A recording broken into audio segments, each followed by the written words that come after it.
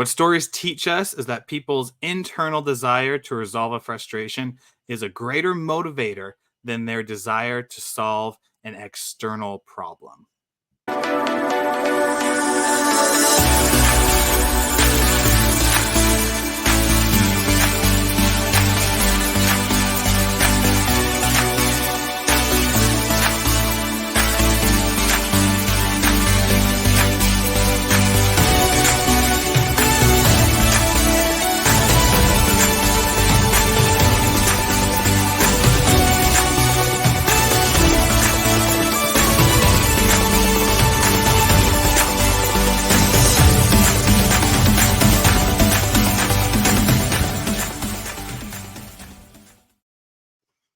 What's up, champions? Welcome to another episode of Champion Reads, the podcast where we talk about best-selling books by best-selling authors and go into the lessons and the principles that we learn from them.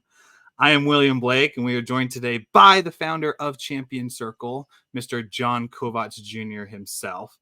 And today is a very special treat because we're jumping into a new book for this month. And the book is one that was recommended to us by the other producer, Mr. Ian Sturmer, called Building a Story Brand by Donald Miller.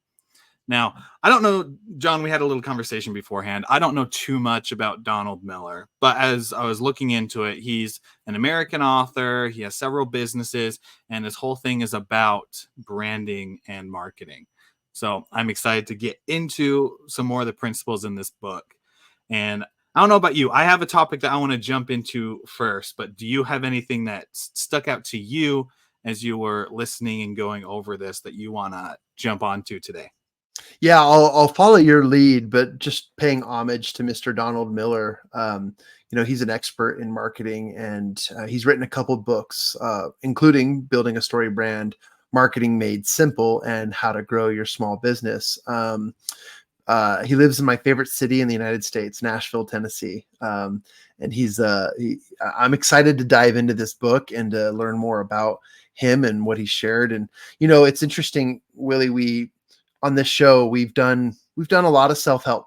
We've done a lot of self-help books, a lot of nonfiction, but we haven't quite dove deep into the marketing concepts and discussions. Sometimes it's been on finance, sometimes it's been on wealth, sometimes it's been on mindset.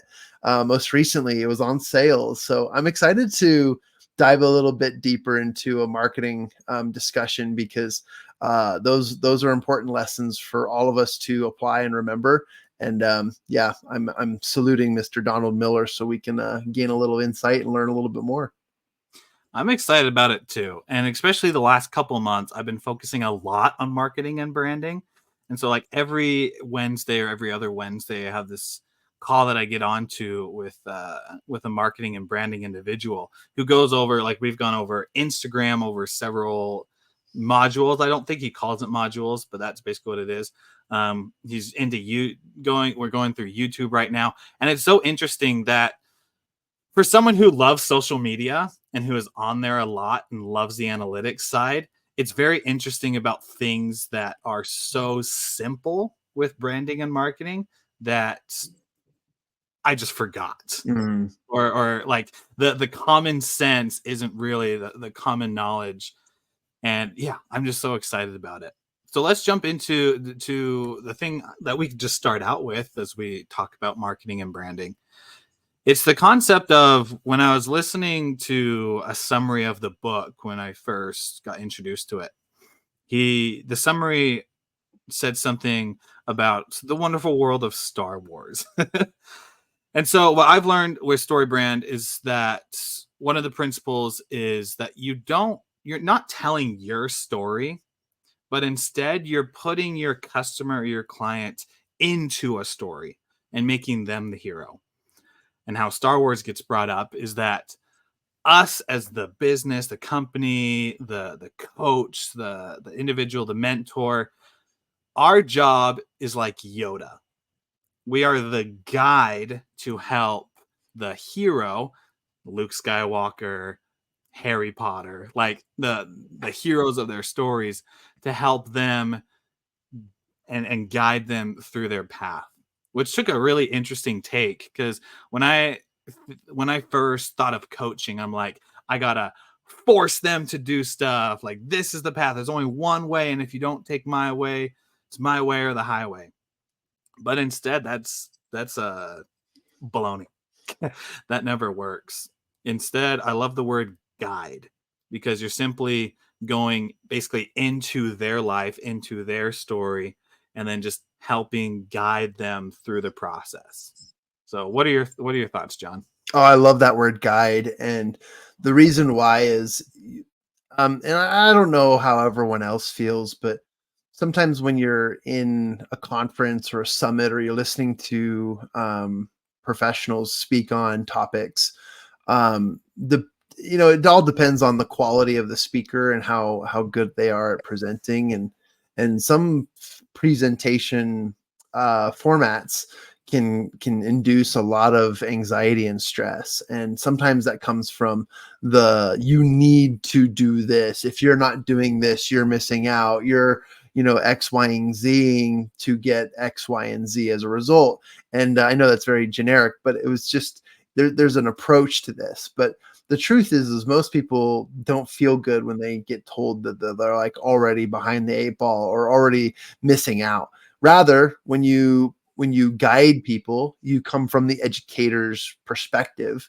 You can help a lot more. You can give a lot more, and I love that. I think that's just a kind of an important reminder to all of us that when we seek to help people, and maybe even in this case, like through marketing or reaching our dynamic or prospective clients and prospects, we definitely need to think about what they want, what they need, and give them the education that would help them. So I love the word guide. I had a mentor who said, "I don't set goals; I set directions." And what he meant by that was my direction is heading towards a clear vision, a clear goal, and they would set directions because you don't quite know what the journey looks like, but you can prepare in advance to know what might come along the path, and you can do so by looking at a clear map. And a map is the best way to be guided because you know the direction, you know the path, you know which way you're headed. So I'm a big fan of that guiding principle that we're talking about here. And one thing I love the word guide too, because it brings two things to my mind going off of yours. One with the mentor and one with like the mentee type mindset. One for the mentor, if you're a guide, you've had to gone through it before, right? A guide is someone who has done it and is able to take you through it. If you go whitewater rafting, I love going whitewater rafting. If you haven't done it a lot, you have a guide with you. And that guide says, all right, 2 paddles forward, 1, 2, all right, one more, 1. Like, and then they tell you they don't tell you where not to go. They always point you in the direction where to go. And that's because they know exactly where not to go.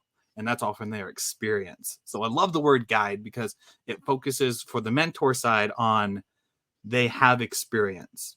And like Yoda to Luke Skywalker, Yoda, homie knows the Force. He might speak weirdly, but he knows what's going on with the Force. He knows what's going on with the lightsaber. He has experience, and so he was able to teach that to Luke. Dumbledore was able to teach Harry Potter a bunch of stuff because he had a vast knowledge and a bigger perspective on everything that was going on. Then I don't know. I love bringing up these examples. Everything that was going on that would help Harry out. And so with us being a guide, it's helping individuals find their thing. And then on the second part for the other individual, it's their story, it's their thing that they're going through. They got to make the decisions. But that doesn't mean you can't plant seeds of knowledge or seeds of understanding within them to help guide them. Because John, I'm sure you've experienced it as well as I. Building a business, doing it just by yourself and trying to learn everything hands-on without knowing anything, takes a long time. Yeah.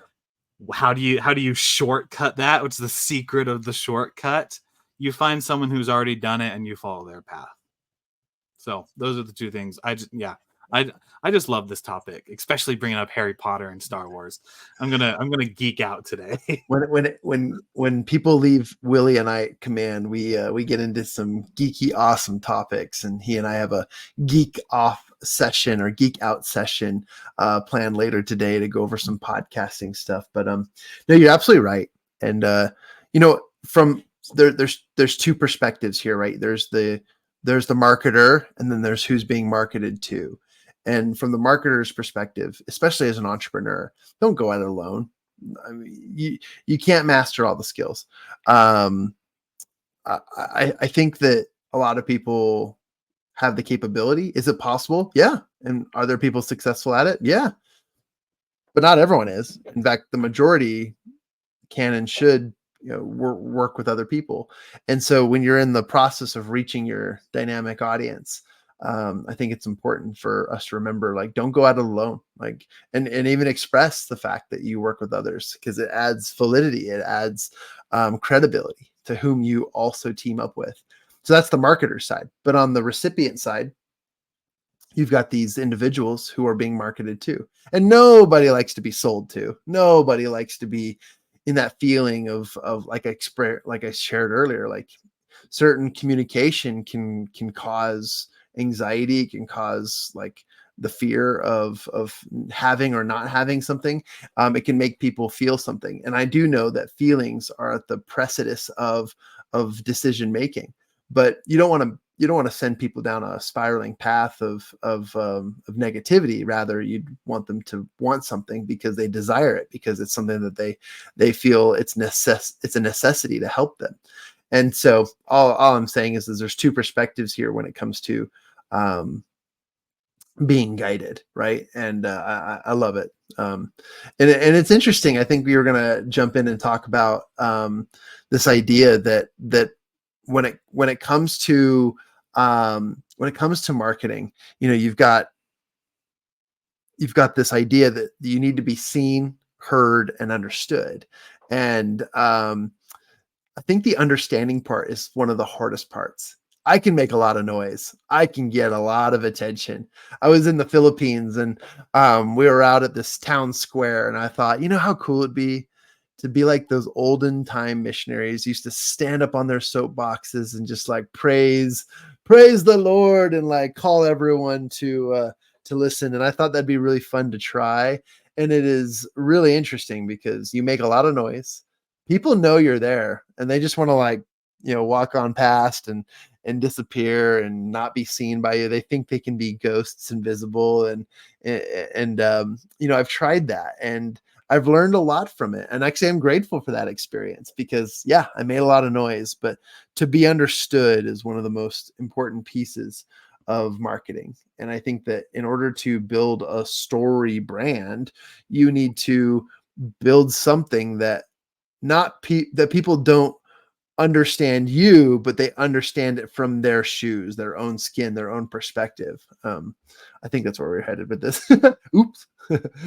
No, hey, you're absolutely right. When it comes to story branding and branding in general, the way you get the attraction is really hitting upon things that they've experienced. The customer, the client, the audience, things that they've experienced. John, we're speakers. When we go to an audience, we have our signature presentations, but they change all the time because it's about who's in the audience. If it's an audience of speakers, then you change it to adapt to speakers. But if you're speaking to an elementary school, an assembly, you're not going to use probably the jargon or the words that you would with speakers or with business owners. You'd change it up, you'd keep it more simple, and you'd probably add some funner activities in there to keep them engaged, because like us men, we have childish minds just like kids. And so kids lose attention, we adapt. Branding's the exact same thing. We adjust to the audience that we're working with. And I have a question to pose for you, John, that we can talk about. how do we adapt what we know to our audience? Mm.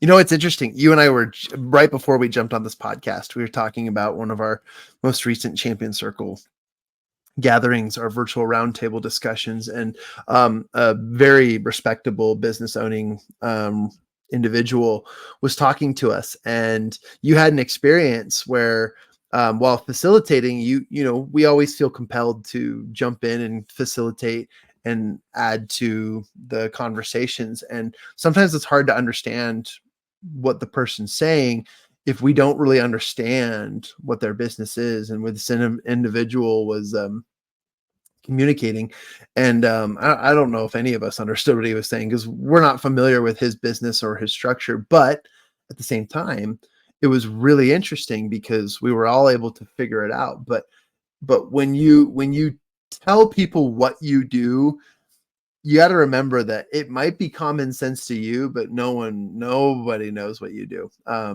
had friends over just last night, and he's a chemical engineer, works for ExxonMobil, and he anyways, he talks, and I smile, I nod, I think I agree. It goes over my head a lot of the times, and if he's listening, I love you, brother.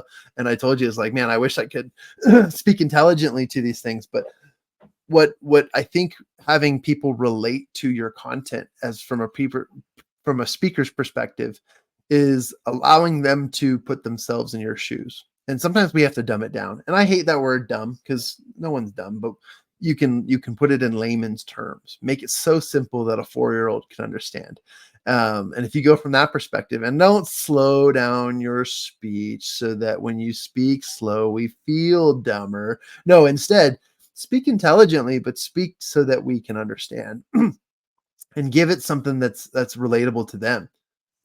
For example, not everyone understands what speakers do on a daily basis. So I did a TikTok video recently where I said, we sit at desks too. We take phone calls. We set up appointments. We do media. We do content creation. We market. We do sales. We do a lot of our own stuff. In fact, that's why a lot of us hire out or work with others. But essentially, we do a lot of mundane tasks just like anyone else does at the desk, but it's important to the structure of what we're doing. So to understand a speaker, I have to start from what other people think and know and understand. So what do you do each day, John? Oh, well, I answer a lot of emails. I set up appointments. I build relationships. I make contact with people who I get to coordinate future speaking appointments with. And I also get to fulfill a lot of my requests, and I get to be on podcasts and shows and whatever. So it's about helping people see it from their understanding, not yours. But that's one definition. Yeah. And building off of that, if I were to think about like how to adjust it to the audience, it really just comes back to knowing who your audience is. I remember a video from Brad Lee. I think that's his name. Big sales guy, kind of has that like alpha male type vibe.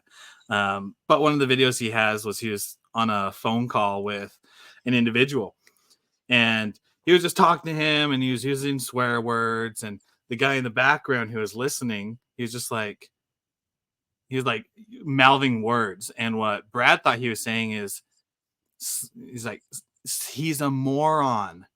And Brad's like, okay, so he slows it down, uses the same language, still swears and everything. He's like, no, he's a moron. And so he goes again and slows it down. And then after he's just like, he like pauses or something. And the guy goes to Brad and he's like, dude, he's a Mormon. And Brad's like, oh. So, with Mormons, they tend to not swear. And so it's just like, know your audience. And Yeah. sometimes we make those mistakes, right? When in calls and emails, on stage, wherever it is, we make mistakes just like Brad did. But the way to help avoid it is to just gather the information beforehand. I know that when I went and spoke to a fifth grade class that my sister-in-law, who's in elementary school, was teaching, beforehand, I messaged her and I said, hey, what do your students want to learn about? She said, "Oh, that's such a great question. I'll ask them." And she sent me this list of like 4 or 5 things that the kids just really wanted to talk about, from someone who's a speaker and owns his own business. They thought that was super cool. So instead of me just giving my little spiel and signature presentation of what I wanted to, I didn't talk about any of that. Maybe like for 3-ish minutes, I talked about a little bit of my story. But other than that, we did Q&A. We answered questions that they had, and I was able to share more of my personal life and how I was still able to do what I wanted to do, while still like this was back when I was going to college, still getting a degree, married to my wife, starting a family. And it was just such a cool experience. But it would not have been a cool experience if I didn't ask the person who knew who the audience was. Right. And so I was able to adjust it to that. And John, I'm sure you have some experiences with that as well. But all in all, get to know your audience, come early, show up, figure out who it is, research them. If you're on social media and trying to go with branding, figure out who they are, because the more that you're able to niche it down to figure out who they are and the pain points that they have, the easier it is to give them solutions and to keep them engaged. 100%. Yeah, countless experiences, much like what you shared. But yeah, I mean, I couldn't be more simpler than that. You got to understand them and do the work. Like, don't put something out there and just kind of like catch a wide net and see what we catch. Like, you can't throw off the bow or the stern thinking you'll catch fish when you're perfectly positioned to catch things off of the starboard, or I forget the whatever the other term was. I forget. Oh. Yeah, let's just say the right or the left of the boat. There you go. Yeah, I forget the word. It's also morning, so I'm just waking up. But yeah, it's about doing the work, right? Doing the preparation, and this is a good conversation, because if you just built a brand, or if you're just building a brand, and let's say your brand is a personal brand representing your name, okay, and you have a business. For example, I'm John Kovacs Jr. I'm a motivational speaker and a global mastermind leader. I have a company called Champion Circle, and it's a professional development organization and association, helping people use Think and Grow Rich principles to build their businesses and overcome challenges on a daily basis, but also accelerate their goals. So that's about my business. But what does that mean to you? It means that you're probably an entrepreneur, and to come at it from your perspective rather than on my perspective, you don't need to know my story, but the story that we are building is that people are learning the principles of Think and Grow Rich. That's one of my missions, is to teach people Think and Grow Rich. But it's not about me. It's because I want them to know how it helps change everything for them. So people are learning and growing. And the more that they learn these concepts from Think and Grow Rich, their mindsets change to being more wealthy. And before they even take action on some of the goals they've set, they're wealthier in their hearts and their spirits and in their minds, because they're already in possession of what they desire. That's how they proceed. That's how they move forward. So building that brand is all about helping other people see a different perspective. I had a buddy who just flew to China, and I said, "Oh, what'd you think? What's it like there?" And he goes, "It's a completely different world." And I said, "Well, tell me more." And he said, "Well, take our world, flip it upside down. It's everything upside down to us. Crazy, awesome, interesting, beautiful cultures.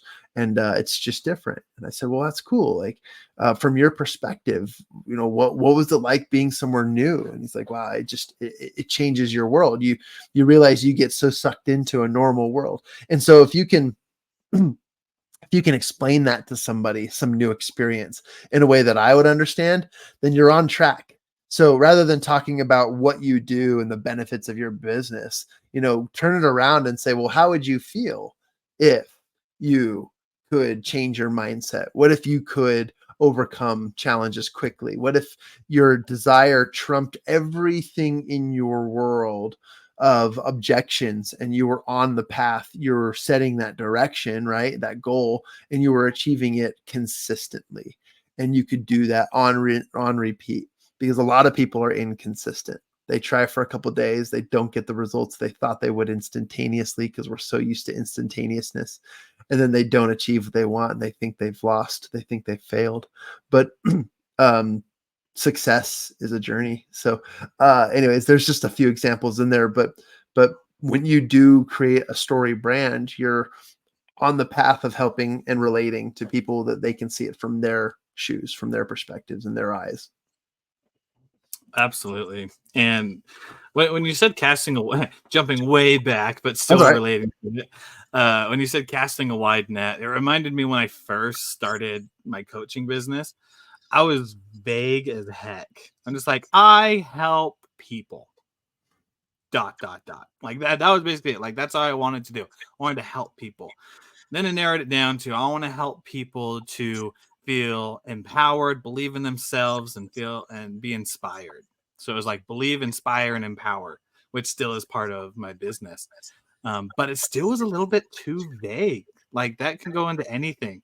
And if you know, John, you know this, that the more vague you are, sure you might relate to them, but it's a lot harder to get the sale, because when you're able to like actually go and niche it down even more and hit those pain points, actually relate to them, it's a lot easier to get them on board with what you're doing.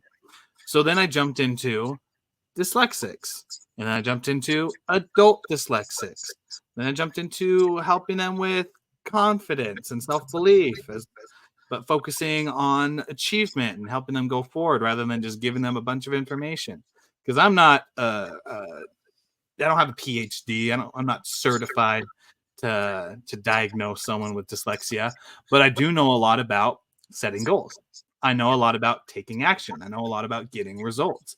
And because of that, I can take my experience with being dyslexic and help those who struggle with that to be able to achieve and reach their own goals, which is why I'm now the dyslexic achievement coach, which John helped me out with that name to be able to make it nice and clear. So you're absolutely right. It's like one, the more you narrow it down, the easier it is to get with people. But just in general, when you're able to use words that they use, when you're able to be like, this is how this is how you could feel if you're in this situation, and really like touch their nerve points, it's a lot easier for them to get on board with that. Yeah, yeah, and I love it, and it's a continuous journey. As we read through and review parts of this book and talk more about its principles, you'll learn that it's not an overnight thing. Though you can make really great, um, applaudable applications and changes to your business and to your brand. It's not gonna, just because you made a change on your business and your appearance, okay, it doesn't mean that people have seen it. You know, you've still got to put in the work, you still got to put yourself out there. Here at Champion Circle, we've had a lot of success reaching a diverse audience through YouTube, and especially YouTube Shorts. And we're climbing the charts there, and we're finally getting into our niche and our base, and people like our motivational messages and our content and our education and so forth. But you know, that's our brand, and reaching those people takes practice. It takes it's like building a muscle, right? Anyone who wants to build a muscle, let's just talk about the bicep, because that's the muscle most people think about when they think of building muscles. The bicep, if it's tiny, you need to supply it with the fuel, with the energy, with the components that it needs to grow. You need to exercise it regularly so that it gets stronger, so that the parts of the muscle break down, so that they can rebuild and also repair and then grow and then expand. You know, just like any business, our story, our brand, our business, our sales, all of it has, it's not an overnight thing. I hear too many times, and I get kind of fed up with it, honestly, but I have to realize that it's not my journey, it's their journey. When people say, you know, I was listening to the what is it, the Chain Smokers, they're the that band, Yeah. and they put out one of their big hits, and they were just a couple group, two guys, small town DJs, just coming up with some music, and they're like, let's just put this on SoundCloud, and then they went to lunch, and then they came back and it already had 80,000 views and listens, and it was like an instant success, and they realized they had something there. But that's very rare. Like, we can't all say that that's our journey. We have to put in the work, and I can guarantee you that when you get to a point where you know how to build or reach the right people, you can and will have more of those moments where it's instantaneous, or you reach a sales goal real fast, or whatever it might be, because you put in the work. So it's just a reminder that this is not a quick fix concept. We don't really read those books. We read more of the long term, the better vision type topics, and this one seems to be heading down that route, which is admirable, and we're excited to dive deeper into it. So you're telling me we don't read the books How to Be the Best MLM in 30 Days? 20 days, 15, 10 overnight. And you do it in 24 hours? I have. Yeah, you're absolutely right. And as we wrap up our thoughts for this episode, it's about the action you take, and it's not overnight when the results happen. Anyone who has ever gotten anything in their life knows that the ones that are worthwhile and the ones that mean the most are the ones that were the hardest to get through. And it seems like the harder it is to get through it, and the more closer you get to that point to where you say, I'm going to lose, the more it feels victorious when you win. Yeah. And obviously I'm going to wrap this back to Star Wars and Harry Potter. Ooh. Like if Luke Skywalker didn't go through so much trial throughout his story, and just like as he grew, didn't get that hardship, the ending of the movies would suck. Like that, like we relate to the movie because it didn't suck. And that's because he went through the hard thing. He almost lost, but then came out victorious. And probably more relatable to more people with Harry Potter, that man his starting of his journey was hard. And like he found some excitement as he went along the way. He's just like, oh wow, there's this magical school, and wow, you got all this, but then you got like his enemies of Draco, and then you got ultimately Voldemort, and like the big evil villain coming at the end. But like all that hardship he went through, and the times where he was able to see glimmer of hope, but then just got destroyed after that. When it got to the end, like we felt very like we resonated with it because he went through all that hardship, he became victorious, and that victory felt so good. Yeah. So for my final thought is that as you go through your own journey, and as you're guiding individuals to go through theirs, remember that they still need to go through the hardship. They still need to go through the challenge, because it's through that challenge and through that process that they'll be able to come out on the other side. And one of my good friends, he always says that through pain is progression. And so I love that. Mic drop. And just to iterate one other thing to piggyback of what you said, semantics are important to me. The words are important to me. And it's not build a story brand. It's not built a story brand. It's called building a story brand. That ing is a continuous journey, as you just talked about. And it is a great feeling once you reach that point, but it's a process. And I love that. I love that the pain is what creates the journey, and that's awesome. So amen to all of that. Amen. Mic drop. End of episode. Bye, y'all. Thank you guys for listening to this episode. If you found inspiration in it, go ahead and subscribe to our podcast channel. You can find us on all major podcasting platforms. And if you want to be able to find the events that we talked about today and in other episodes, as well as be able to be a high achiever and champion yourself, and want to know more information about it, you can find it at the Champion Circle website, www.mychampioncircle.com. And until next time, my friends and my champions, continue to be the hero in your own life. Continue to go through the pain, because it is through pain that you get into your progression. And that's the victory at the end of the hero story. It will come. Just continue to walk forward. We'll see you next time, champions.